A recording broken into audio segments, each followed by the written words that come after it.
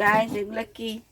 এগুলা হচ্ছে ইঁদুরের বাচ্চা, 5টা ইঁদুরের বাচ্চা। তারপর এর ভিতর আছে আরো আরো 5টা না কয়টা আল্লাহ জানে। এই যে একটা কাঠের আলমারি, এই যে কাঠের আলমারি ভরা জিনিস, এই যেগুলো সব বাইর করে রাখছি। এই যে শাড়িগুলো, কি যে অবস্থা হচ্ছে আল্লাহ জানে। এখন দেখি ভিতরে কি কয়টা আছে, এনে কয়টা আছে।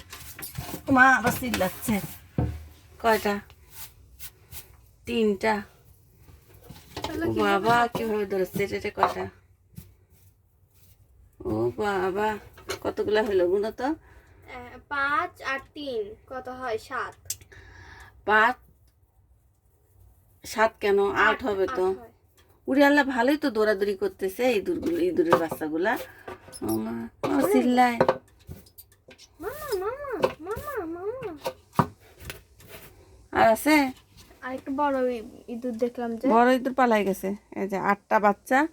এই যে এখন কি করব গাইস, আপনারা বলে দিন। এই ইঁদুরকে পালবো না জঙ্গলে ফেলাই দিয়ে আসবো, নাকি এটা প্রশ্ন আমি সবাইকে করলাম যে ইঁদুরগুলাকে আমি কি করব, আমি বুঝতে কমেন্ট বক্সে পারতেছি না। জানান। হ্যাঁ গাইস।